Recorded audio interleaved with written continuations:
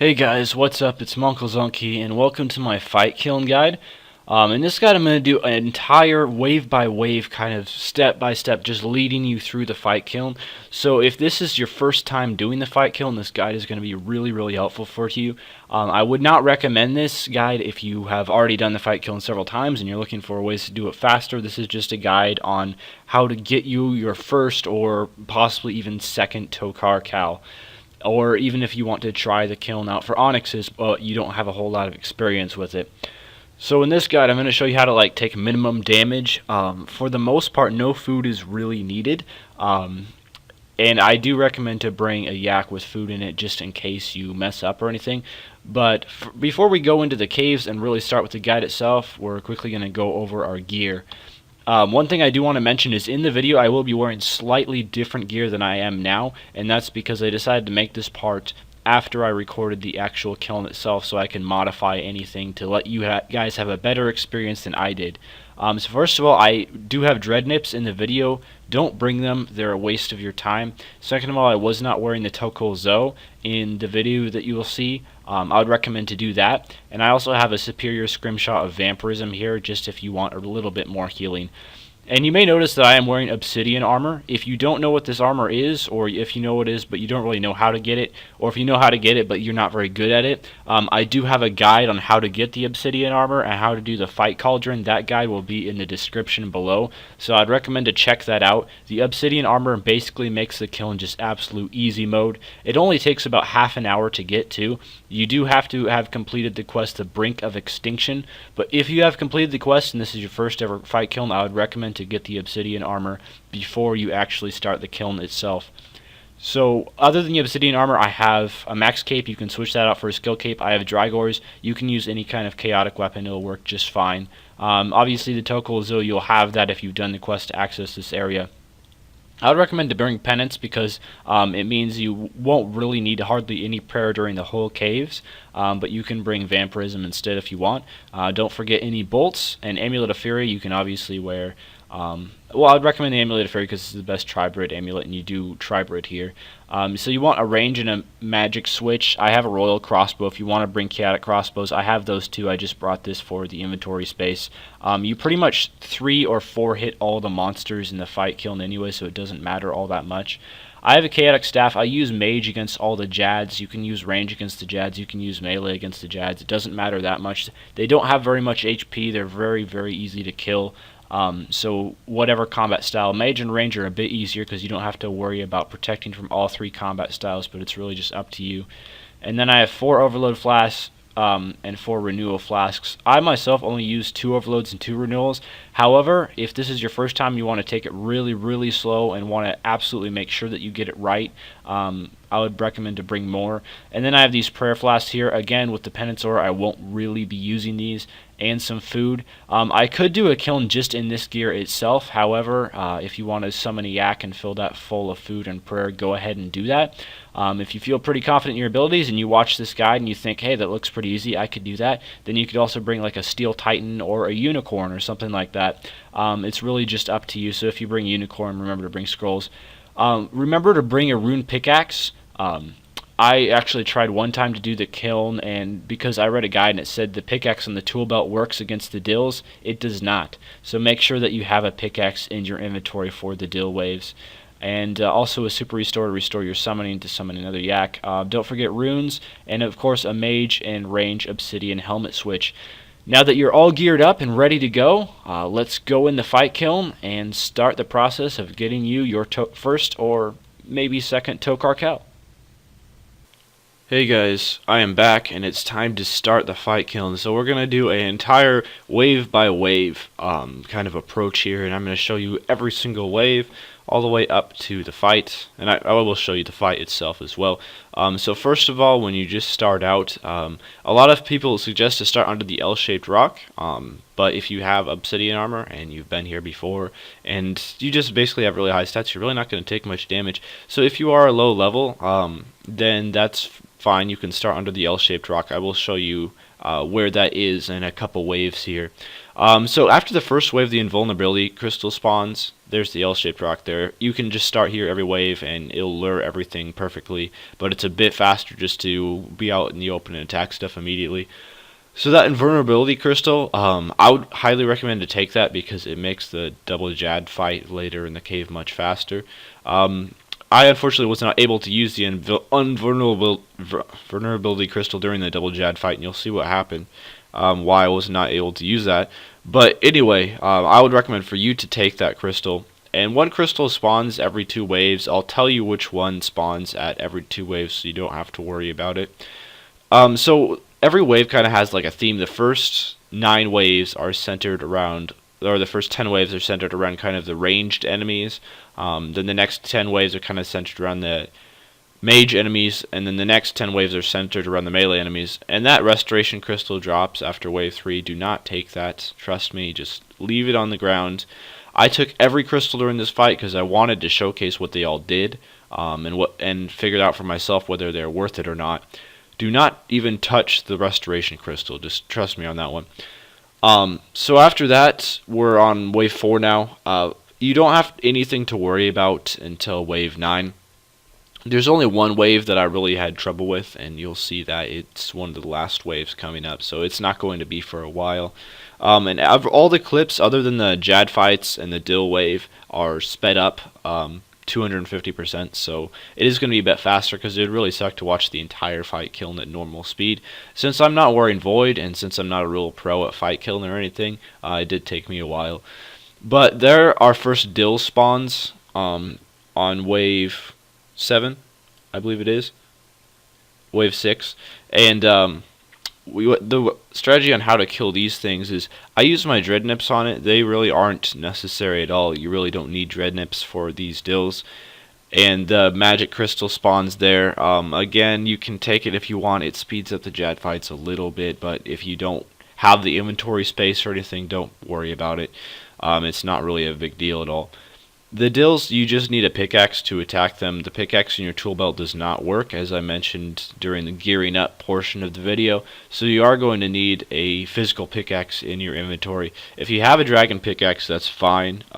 I worked just fine with a rune pickaxe. I was able to break all their shells by like the 3rd or 4th hit, so even a rune pickaxe works pretty well against the dills. You really do not need a dragon pickaxe, and if you use abilities on them, it's a bit faster. The first time I ever did a fight Kiln in the EOC, I thought you could not use abilities on the dills, but you can, and it helps break their shells a bit faster when you have a pickaxe equipped. But anyway, so we're getting pretty close to the first Jad. I believe this is wave 8. Yeah, and then wave 9 is the wave before Jad. On wave 10 there's a Jad, on wave 20 there's a Jad, on wave 30 there's a Jad, and then on wave 34, 35, and 36 there are Jads. So those are the only waves that you really got to watch out for if you're not very good at Jad. But you do got to realize the Jads in the fight Kiln are much easier than the Jad in the fight caves because they don't have healers and they have a lot less health. So they're a lot easier to kill than the Jad in the fight caves is, but you still gotta pray on them. I missed a couple prayer switches because of that stupid restoration crystal. We'll get into that later. When I said do not pick up the restoration crystal, trust me, just do not touch it. It does not do what it's supposed to do. The restoration crystal is supposed to restore your life and prayer to maximum. It did not do that, for one. And for 2, it did not let me use any other crystals for the rest of the fight. I don't know if that's a glitch or what, but I do know that it did not heal. There's the strength crystal there. Don't worry about it. Don't pick it up unless you really want to melee the Jads or something. I guess you can use it against Harakin. It's kind of nice to use it against the boss, Harakin, whatever you want to say. It will speed up the boss a little bit because the boss fight takes a long time. Not because he's hard, but just because he has a lot of health and he runs around from you a lot. So this is the first Jad fight. I was, I guess, just making sure that I had my prayers and everything all ready. But if you know how to do Jad, it's quite easy. Just have melee and range on your, or protect from magic and protect from range on your action bar. Also, make sure, I did this before I went into the fight kiln, but before you do the Jad fight, if you have Protect from Magic and Protect from Range on your action bar, make sure to press Enter twice and then X out of the quick chat icon that spawns up. And what that will do is make sure your action bar doesn't glitch. At least it gives your action bar a much lower chance of glitching. Because I know during my fight caves guide, my action bar glitched, and I was trying to use prayers with the action bar and it didn't work. Luckily that did not end up killing me, but at the same time, you just want to make sure you do that so you can use prayers on your action bar. And also after every 10 waves and then a few times in the later waves, you get a cutscene. Pretty much all he says every time is, "The lava is rising, our monsters are coming to kill you." You know, stupid crap like that. So again, you can use the L-shaped rock. You might notice that the landmass is starting to shrink a little bit. That was a really cool effect. I always liked the fact that the landmass that you're standing on, I guess you call it the fight kiln, the lava rises in the fight kiln island that you're standing on gets smaller, and then by the time you get to the boss fight, you're just standing on this little tiny piece of rock. I always thought that was really cool. And then what was that? Mage Crystal, I believe. No. That was Constitution Crystal. So the Constitution Crystal, what that does is it boosts your life points really, really high, and it heals you really fast. So that one is pretty nice. You can pretty much tank Jads if you have the Constitution Crystal active. Again, it's not really needed. You don't need any of the crystals to do the fight caves. I'd recommend maybe like taking the major range ones just to make the Jad fights faster, and then like the Invulnerability Crystal just to make it so you can use Dragors in the double Jad fight and kill them in like 30 seconds or less. But so there's another Invulnerability Crystal. So if you want to use that during Wave 34, that would be a pretty nice time to use it. Wave 34 and 35, which is, there's a Jad that you cannot safe spot against, and then there's the double Jads. Those are the two waves where you really want to use your Invulnerability Crystals, because you get 2 of them throughout the entire cave. So waves 20 through 29, no, 11 through 19. I'm sorry about that. 11 through 19, they are all focused on mage creatures. So you want to, at the start of each wave, since there will be more magic creatures than anything else, you want to start with your magic gear out. So if you have your magic armor or whatever, and there's another restoration crystal, don't take it, leave it on the ground. Please, do it. Do not take it. I was a fool. I was a fool. But yeah, anyway, you just want to start each wave with your whatever your ranged weapon is. For me, it's a royal crossbow. For you, it might be, I don't know, even ascensions. If you have ascensions, all power to you. That's fine. You can use them. But I just decided to use a royal crossbow because, well, I also have chaotic crossbows, but I just decided to go with royal because it's pretty nice. So having the obsidian armor is really nice because when you switch armors, all you have to do is switch helms. I'm sure that even in like melee armor or something, you could probably hit the monsters just fine with range because they have such low defense, let's be honest. You kill them in like 4 or 5 hits every time and you never ever splash. The obsidian armor does help with that, but at the same time, these monsters just do have really low defense. And I was not wearing the TokHaar, the Tacklezo ring, so keep that in mind. That will help you hit even better if you have that. And then on wave 17, there is the magic crystal there. So if you want to take that, you can. Again, you really do not need most of these crystals at all. You can leave almost all of them on the ground. You can leave every single crystal on the ground and still do a fight kiln just fine if that's what you want to do. But anyway, so we're getting pretty close to the second Jad. He's going to be coming up on wave 20, and we're on wave 18 right now. So we'll get one more crystal before the Jad fight, which is going to be on wave 19, which is a ranged crystal. And we'll see our second Dill this coming up wave as well. So a lot of people have trouble with the Dills. I'm not really sure why. Of course, when it comes to wave 28, where you have to fight the 6 Dills, I will slow it down and show you guys exactly how to kill them. But the Dills are really quite easy. The first time I did a fight kiln, I lost almost all my food on Dills. I did not use any food on any of the waves, and then on the Dill wave I used like all my food, so that was kind of frustrating. But anyway, when you see a whole bunch of monsters all of one kind, that's when you know that the Jad fight is going to come up next. Like for example, on wave 9 there's a whole ton of rangers. You know the Jad fight's coming up next. On wave 19 there's a whole ton of magic users. You know the Jad fight's coming up next. and a dill. I'm not really sure why they threw a dill on wave 19. Again, before the evolution combat dread nymphs were so good, and now they're so crap, and I kind of miss having dread nymphs. But ranged crystal there, you can pick that up if you want. It's really your preference. I wouldn't really recommend picking it up because, again, I didn't use it, didn't need it at all. I just used magic against the Jads anyway. So again, we slow down the clips here just to show you how I kill the Jad. It's pretty easy, pretty much the same way that I kill every Jad. I like to use magic against them just because, you know, magic is overpowered.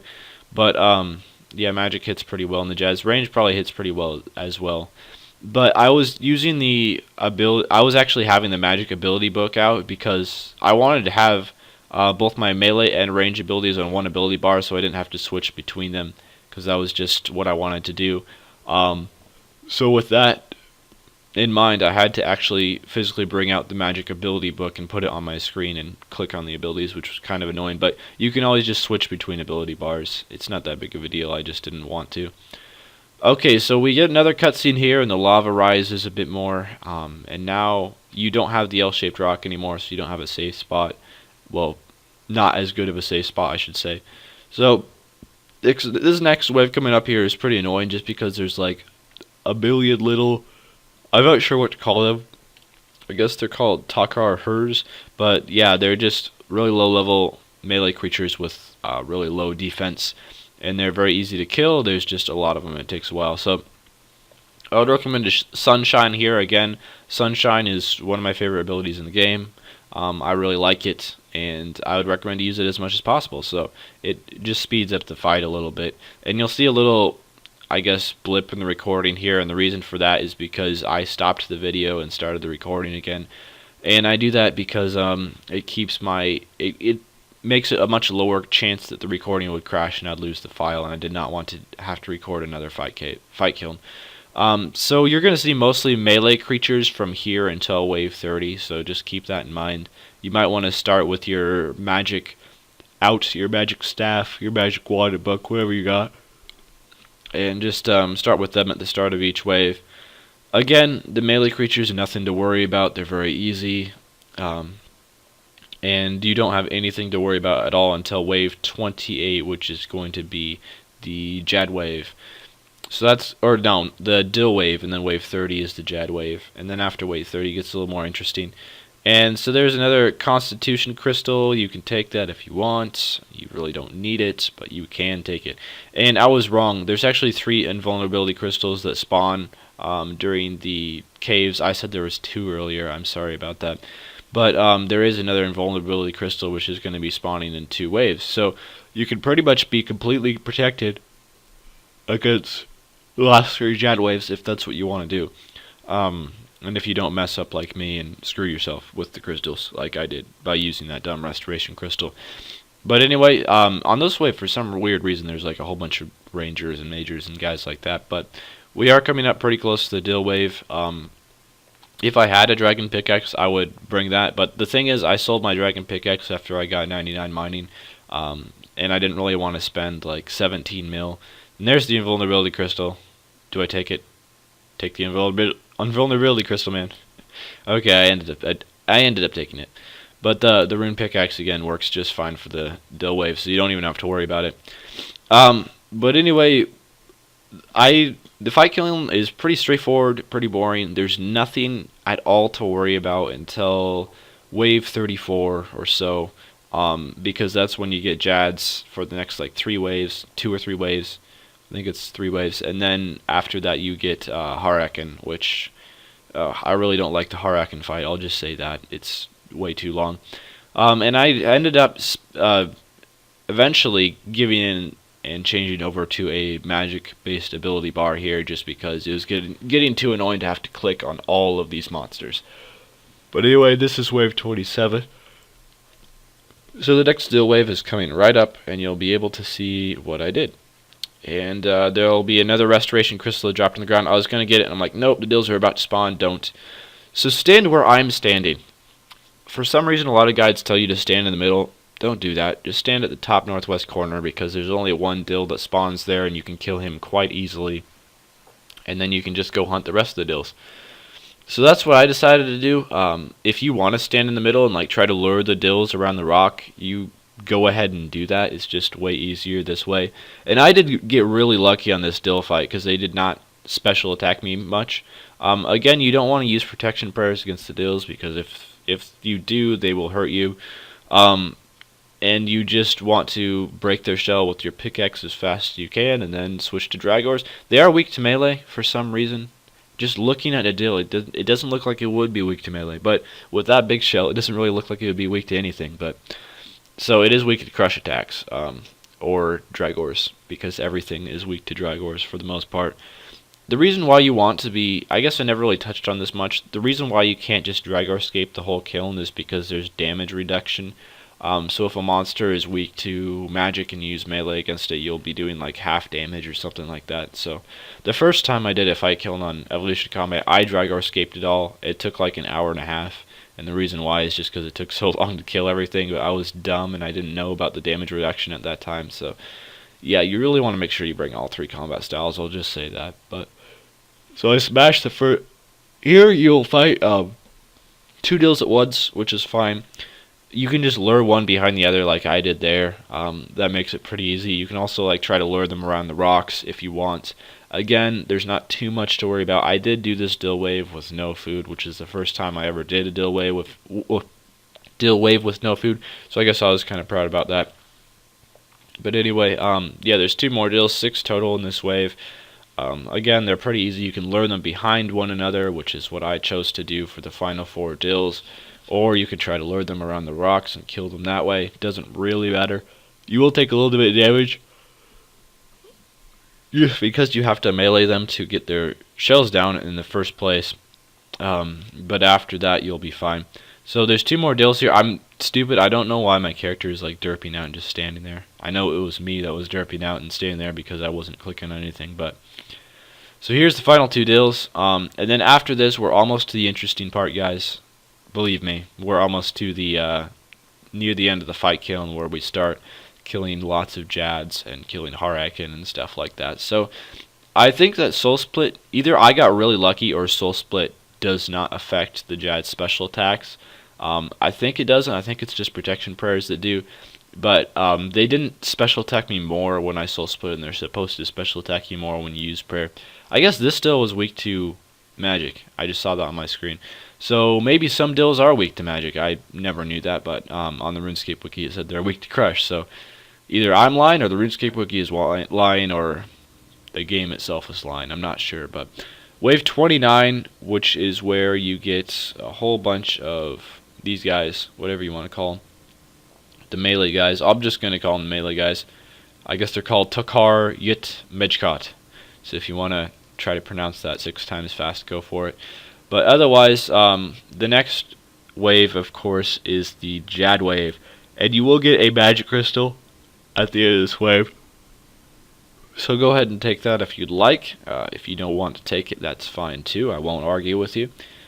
But with all the Jads, I don't know if you've been paying close attention, but for all the Jad waves except one, you start in this exact spot where I'm standing. You can trap them all around the rock in the middle, except for one Jad wave, which I'll show you pretty soon. But so here is wave 30, and we'll get a cutscene after this wave. But so come on, kill the Jad. I'm taking way too long, but yeah, again, it's just a Jad, very, very easy to kill, and I did pop a magic crystal before this fight, so it took like 5 seconds to kill him. So anyway, yeah, I just used a couple basics, asphyxiate, he's dead. That's what happens when you use a magic crystal. You hit like constant 2.5Ks. So if you're curious about what the magic crystal does, that's what it does. It makes the Jad fights take literally 10 seconds. That's kind of why I take them. But again, if you don't have the inventory space, don't worry about it. You don't really need food down here at all. I did use a little bit of food, I'm ashamed to admit, because I messed up, which you'll see. But for the most part, once you get the fight kiln down and you don't make any dumb mistakes anymore, you will never ever need food. If you ever need any healing, like against the deal wave, I guess you probably will need some healing on that. Just use the Guthix's Blessing ability from the World Wakes. That's what I used to heal. Like the 2 times that I needed to heal before wave 34 or 35 where I messed up, it was one of those 2. Maybe it was 35. But until wave 35 when I messed up, I never needed any healing at all, so I just used Guthix's Blessing. And then you get a ranged crystal there. Again, you don't need it.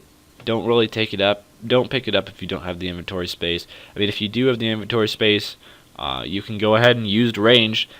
As you saw with the magic crystal there, it hits constant 2.5Ks. That's what it does with the ranged crystal too. It makes you hit very, very high. So if you want to pop that on wave 34 or something, well, actually, if you still have your like invulnerability crystals and constitution crystals at this point, I would pop them on the final Jad waves just to make sure. You should have still 3 invulnerability crystals by this point. So yeah, use them on the final 3 waves where you get Jads, because on wave 34 you'll get a Jad, on wave 35 you'll get a Jad that you cannot safe spot, and on wave 36 you'll get 2 Jads. So if you use invulnerability crystals on all 3 of those waves, which are coming up right now, that will make your life easier. I guess just you're most likely not going to die on these waves anyway, because it's just another Jad. It's no different than all the Jads you've faced before. Another strength crystal there that you probably will not use. These are no different than the Jads you've faced before, so don't really worry about them. So here's wave 34. This is just another basic Jad. And he spawns on the other side of the rock this time, but the rock still safe spots against him. There's one Jad that you could stand on the opposite side of the rock. All the other Jads, if you stand on the opposite side of the rock, he can't hit you, but there's one Jad that he can, so which is on the next wave, and you guys will see that. So you can't safe spot him. But anyway, there's that Jad, and I'll give you a tip for the next wave that is actually really, really helpful. It's going to be kind of hard to explain just because it's not something I did in the video, because I wasn't thinking of it at the time, and this was my first fight kill in a year, so I didn't really remember how to do it, but I will give you a trick for the next video. Or the next wave, and something that will help you kill the Jad really, really easily. But anyway, that Jad's done. So at the end of this wave, put on your Dragors if you have them, or your Catacomala, whatever. Turn on Turmoil, and you'll see where the Jad spawns in just a second. You see how the Jad spawns to the what was that? The southwest or something. That place where the Jad spawns, you want to stand directly underneath him, and as soon as he spawns, you want to pop your invulnerability crystal, and then you want to just melee the Jad, and he'll die in a few seconds. So that's what you want to do. As you see, I had my screen stupidly turned away from the Jad, and I did not have my sounds on because I forgot what side of the cave that Jad spawned on. So here I also used the Restoration Crystal, which was a huge mistake, because I was under the impression that the Restoration Crystal would heal you and your prayer like it's supposed to do, but it didn't. It did absolutely nothing, and it made it so I could not use any more crystals for the rest of the cave. So I'm not sure, again, if the Restoration Crystal is just heavily glitched or what, but it's supposed to heal you, and it doesn't, and it didn't. So again, do not use those Restoration Crystals, because they will screw you over, as they almost screwed me over. Because I got hit by the Jad, and my first thought was, oh, I'll just pop a Restoration Crystal, I'll be fine. But my mistake that I made there is I had my screen pointed away from the Jad, because I forgot what side of the rock the Jad spawned on. So you just want to have your screen pointed toward him. And if he spawns on top of you, you'll have a few seconds to immediately use that invulnerability crystal, and then just go to town on him with Dragors. I think the invulnerability crystal lasts like 15 seconds, so that's plenty of time to kill the Jad if you are meleeing. So that's what I'd recommend to do for that wave, and it'll just make your life a lot easier. But anyway, it's time for the double Jads now. Oh yeah, double Jads. You might think, holy crap, double Jads, how am I going to do this? But it's really incredibly easy. You don't even have to worry about it at all. No problemo. So you kill these pretty much the same way that you kill all the other Jads. You just safe spot them behind the rock. Again, I'm not sure why the Jad on wave 35 you can't do this, because he was kind of in the same position that these Jads are in behind the rock, but for some reason he was able to hit me. So I'm not sure why that is. It's just one of those weird aspects of the game. But I guess it does make wave 35 a little more challenging. I would personally say that wave 35 is the hardest wave out of any of them, but that's just me, because you have to immediately prayer switch to the second Jad spawns, which isn't too difficult to do, but eventually I will come out of my hiding place here. I should have cut this out of the video. I'm sorry about that, but in a few seconds I will. What I was trying to do here is I was trying to pop the invulnerability crystal, but I can't do it because that stupid restoration crystal. Since I used the restoration crystal, it won't let me use the invulnerability crystal. But anyway, as you saw, I just destroyed that Jad there. It had no chance. It died so fast. Again, these Jads, like, they only have 10,000 health or something like that, 15,000 health, somewhere in that range. Much, much less than the Jad in the fight caves has. So they're just so easy to kill. And the next wave, of course, is Har Ekin, and I did speed up the Har Ekin fight. I know I slowed down the Dill wave and all the Jad waves just to kind of show you guys what to do on them. But the Har Ekin fight, I did speed it up just because it's a really long fight, and it's really, really boring. There's no chance of dying unless you're just a complete derp. But unless you are a complete derp, there's no way you're going to die in the Har Ekin fight, because he barely does any damage. I was stupid and I ate some sharks just because, like, I ran around killing tentacles for way too long. But anyway, so he spawns a whole bunch of tentacles, and you want to kill these if you, I mean, you can kill them, you don't have to kill them. But the tentacles will damage you a little bit. They don't hit very hard, they hit like 50s, like 50 hit splats, so. But you want to wait until Har Ekin pokes his head out of the water. He does this, I would say, after he dives underneath the water. It takes about 30 seconds to a minute. I'm sure there's actually a timer of exactly how long it takes for him to pop out of the water. But again, if you're on your first fight caves ever, you're probably not going to be thinking about stuff like that. And I know I sure wasn't. So if you get more, fight kiln, if you get more pro into fight kiln, you probably want to worry about stuff like that. But for now, it doesn't really matter. You just want to wait until his head pops out of the water. And I used Berserk there, so I hit a bit harder. Again, he has damage reduction against him with all combat styles, so it doesn't really matter all that much what you use. If you're not Zerk, you're going to be hitting like 500s and 600s with Drygores. Even with Turmoil and Overloads on, as you see, I'm turmoiled and overloaded. And I still, without Berserk, I only hit like 500s and 600s with him with Drygores. And I was trying to use the Strength Crystal all throughout this fight, but I still couldn't use the Strength Crystal because that Restoration Crystal wouldn't let me. So, anyway, I think I did eventually use the Strength Crystal at like the very end of the fight. It finally let me use one or something like that. But anyway, Har Ekin is almost dead, and he does act like a troll, and he does, of course, go underwater when he has like 1k life points left, which was really annoying. But anyway, it takes a while to kill him just because, for the most part, just because of this. Again, I Berserk here, which is really nice. I'd recommend to do that. It takes so long to kill him just because he's a troll and goes under the water, but it's not a difficult fight by any means. Eventually, you might have to eat a little bit just because over time, these tentacles wear down your life points a little bit. So if you want to use like a Constitution Crystal, you should have one of them left. Go ahead and do that, and what that will do is just heal you a ton. So Har Ekin spawns right in front of me, and he's dead. And I choose to get the Kiln Cape, even though I already have a Kiln Cape. I chose to get another one just so I could have a bank spacer for it, I guess. And also, Onyxes are only worth 3 mil, and I don't really need 3 mil, so I didn't really take the Onyx. I guess you could do speed kilns. It took me 50 minutes to do this kiln, and you could definitely improve on that time a lot. So, I mean, if you could get to like 40-minute kilns or so, that would be like 5 mil an hour collecting onyxes, so that wouldn't be bad, and it's kind of fun to do. So I guess speed kilning would still kind of be a viable way to make money if you ever want to try that. But anyway, thanks for this guide, and thanks for watching this guide, and farewell.